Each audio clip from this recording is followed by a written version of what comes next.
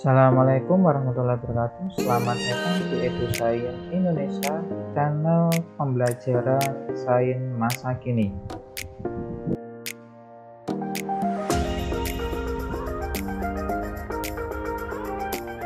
Pada video kali ini akan dijelaskan mengenai mitosis. Sebelum masuk ke materi, jangan lupa diklik tombol subscribe, like, dan share.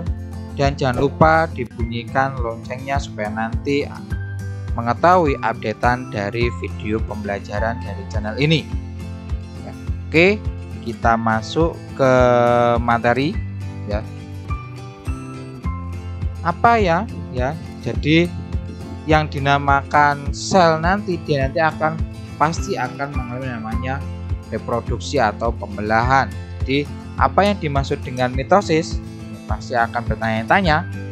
Jadi mitosis sendiri nanti adalah proses pembelahan sel yang menghasilkan sel anakan dengan jumlah kromosom sama dengan jumlah kromosom induknya. Ya, jadi seandainya nanti kalau dia nanti kromosomnya 14, jadi nanti anakannya juga akan 14. Biasanya nanti untuk pembelahan mitosis nanti hanya terjadi pada sel tubuh atau sel somatis pada makhluk hidup, ya, kecuali pada jaringan yang menghasilkan sel gamet. Jadi kalau penghasilkan gamet nanti dia nanti berupa pembelahan meiosis. Ya, kemudian bisa diartikan bahwa satu sel induk nanti dia nanti akan membelah menjadi dua sel anakan yang memiliki sifat dan gen sama dengan induknya. Ya. Kemudian secara perhitungan bahwa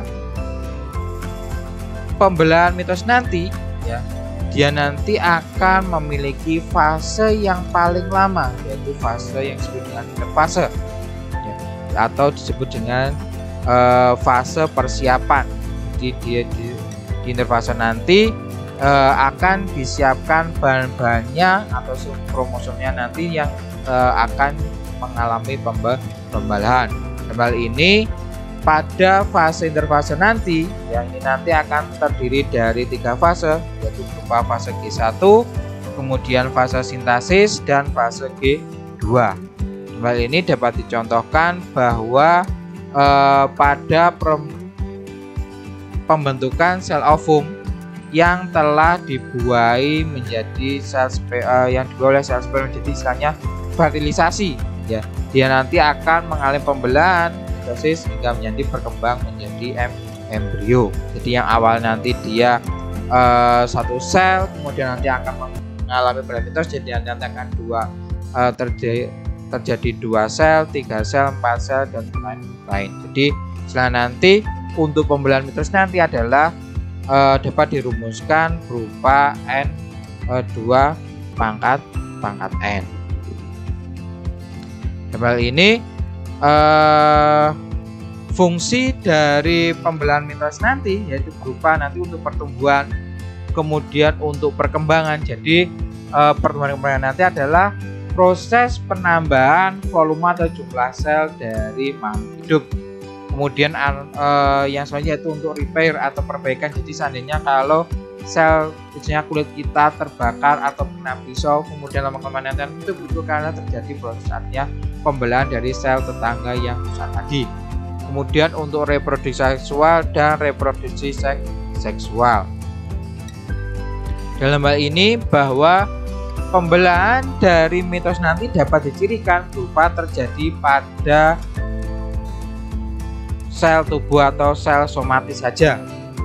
Kemudian bertujuan untuk pertumbuhan dan regenerasi. Regenerasi nanti adalah proses perbaikan dari sel yang mengalami kerusakan. Kemudian menghasilkan 2 sel anakan yang identik dengan sel induknya. Kemudian berlangsung hanya 1 siklus pamat, ya. Jadi berupa profase, prometafase, ya. Kemudian metafase, anafase yang diakhiri dengan telofase. Ya. Jadi mengenai fase yang pertama yaitu berupa fase interfase ya. Jadi kalau dilihat dari siklus nanti bahwa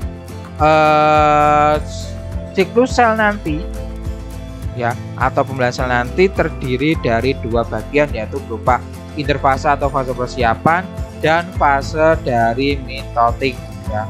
Jadi kalau interfase nanti terdiri dari fase G1 atau fase tumbuh 1, kemudian fase sintesis dan fase G2. Kemudian untuk mitotik nanti berupa ada pembelahan mitosis dan sitokinesis ya. Oke, kita lihat satu-satu. Yang pertama adalah interfase. Jadi interfase nanti adalah merupakan pembelahan mitosis yang silih berganti dengan tahap jauh lebih panjang. Jadi kalau interfase adalah tahap yang paling lama dari siklus sel berupa mitosis ya. Kemudian pada interfase nanti sel-sel tubuh nanti akan membuat salinan-salinan dari kromosom ya, sehingga nanti proses persiapan pada fase nanti dia akan berlangsung ya. Kemudian kalau dilihat dari fase nanti bahwa interfase nanti terdiri dari 3 bagian, yaitu fase G1 atau fase tumbuh, kemudian fase sintesis. Jadi hal ini sintesis nanti adalah sel tumbuh nanti ya, bertumbuh nanti sambil menjalin kromosom. Jadi kromosom nanti dia akan mulai terkondensasi. Ini waktunya kurang lebih 10-12 jam. Kemudian kalau setelah sintesis nanti berupa fase kedua, ini dapat dicirikan bahwa pertumbuhan nanti atau sel nanti sambil mempersiapkan untuk proses pembelahan ya. Jadi G2 nanti adalah proses interfase yang terakhir ya. Kemudian proses interfase nanti dapat dicirikan berupa selaput nukleus nanti akan membatasi nukleolus. Jadi nukleus selaputnya nanti dia nanti akan membatasi dari nukleus. Kemudian nukleus nanti dia nanti akan mengandung satu atau lebih dari nukleolus ya. Kemudian mulai terbentuknya sentrosom ya, berupa adanya replikasi sentrosom secara tunggal. Kemudian kromosom yang sudah terduplikasi pada fase sintesis nanti ya, tidak bisa dilihat secara individual karena pada fase interfase nanti ya, dia nanti kromosom nanti belum mengalami penebalan atau yang disebut dengan terkondensasi ya. Kemudian fase selanjutnya itu apa ya setelah terjadi interfase. Jadi kalau dilihat dari gambaran nanti, setelah interfase nanti akan ada namanya fase mitosis, yaitu berupa profase, prometafase, metafase, anafase, dan diakhiri dengan telofase yang kemudian nanti dilanjutkan dengan yang namanya sitokinesis. Oke, kita bahas satu persatu atau saya jelaskan satu persatu. Yang pertama yaitu profase. Jadi profase nanti dicirikan serat-serat kromatin nanti ya mulai menjadi terkupar. Jadi kumparan nanti dia lebih rapat. Kemudian kromosom nanti mulai terkondensasi ya, sehingga nanti kalau dia mati nanti di nukleus nanti sudah mulai kelihatan. Kemudian nukleolus yang terbentuk nanti dia sudah mengalami peredupan atau istilahnya lenyap ya. Kemudian setiap kromosom yang terduplikasi nanti ya, dia nanti akan tampak sebagai dua kromatid saudara yang identik yang tersambung pada sentromernya. Jadi kalau sentromer ini sentromer kanan tadi dibentuk pada fase interfase ya. Kemudian gelendong mitotik nanti dia mulai terbentuk ya. Sehingga nanti ya sentrosom yang terbentuk pada fase interfase nanti dia nanti akan saling menjauh. Jadi nanti sentromer nanti akan melaju ke bagian ekuator ya, atau bagian ujung dari sel tersebut ya. Kemudian setelah dari profase nanti ya, mekanisme yang kedua yaitu atau bagian kedua adalah prometafase ya. Jadi kalau prometafase nanti adalah selaput nukleus nanti mulai terfragmentasi, kemudian nanti mikrotubul nanti saling menjulur dari masing-masing kromosom sehingga nanti dapat memasuki dari nukleolus. Ya. Kemudian kalau dilihat dari kromosom nanti, untuk prometafase nanti, kromosom nanti menjadi semakin terkondensat. Jadi semakin lama ya atau semakin berinjak ke fase berikutnya, kromosom nanti dia mulai terkondensat. Jadi kalau dilihat dari mikroskop nanti, antara prometafase dengan bagian pertama nanti dia nanti lebih terkondensasi atau lebih jelas. Jadi pada profase tadi ya dia nanti lebih jelas pada saat prometafase dilihat dari kromosomnya tadi. Ya. Kemudian masing-masing kromosom nanti dia nanti akan memiliki konektor yang berfungsi pada saat penempelan dari mikrotubul. Jadi mikrotubul ini nanti ada yang disebut dengan kinetator. Jadi kinetator nanti adalah bagian mikrotubul yang ditempeli dengan kinetator. Jadi mikrotubul nanti dia nanti akan menempel ke kinetator yang ada pada kromosom. Kemudian ada yang mikrotubul yang tidak melekat pada kinetator yang disebut dengan mikrotubul non kinetator. Jadi adanya mikrotubul nanti ya kromosom nanti dia nanti bisa mengalami pembelahan.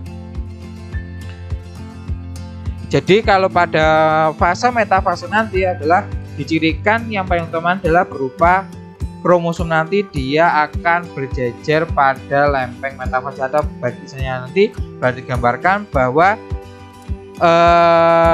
kromosom nanti dia nanti akan berjejer pada bagian tengah dari sel tersebut. Kemudian sentrosom nanti dia nanti sudah berada pada bagian kutub yang berseberangan. Ya, sehingga nanti kalau dilihat dari gambar nanti bahwa sentrosom nanti ya sentrosom dari kromosom nanti dia akan berada pada lempeng metafase. Jadi pada metafase ini adalah bagian dari proses pembelahan sel yang paling kelihatan. Jadi untuk setiap kromosom nanti bahwa kinetator kromatin nanti ya akan melekat pada mikrotubul kinetator yang berasal dari kutub yang berlawan tadi. Jadi adanya pelekatan nanti bisa menyebabkan proses pembelahan dari kromosom yang pada sel tersebut. Ya. Jadi pada metafase nanti ini berarti cirikan bahwa letak di kromosom nanti berada di bidang pembelahan ini yang menyebabkan pembagian jumlah informasi DNA yang akan diberikan kepada sel nanti akan sama. Jadi karena nanti memperoleh separuh kromosom dari induknya. Kemudian setelah dari metafase nanti fase berikutnya adalah fase anafase. Di anafase nanti sudah mulai ada pergerakan kromosom yang mengalami pembelahan. Jadi pada fase nanti karena adanya protein kohesin sehingga nanti kromosom yang awalnya nanti satu jadi nanti dia akan membelah. Sehingga nanti pada anafase nanti ya kromosom yang belah nanti dia akan saling menjauh. Jadi akan menuju bagian dari ujung atau bagian sentromer tadi. Ya.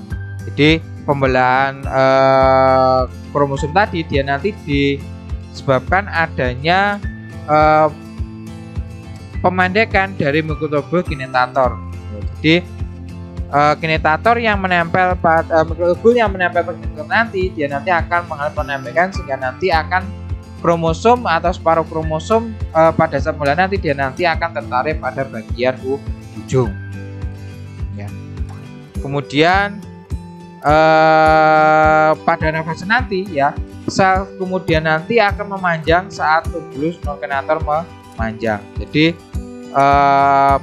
selnya nanti dia nanti akan mengalami pemanjangan seiring dengan pemanjangan tubulus yang non kinetator sehingga nanti pada akhir anafase nanti kedua ujung sel nanti akan memiliki koleksi kromosom yang sama lengkap. Ya. Kemudian setelah dari anafase nanti ya, fase yang terakhir dari pembelahan sel yaitu berupa telofase.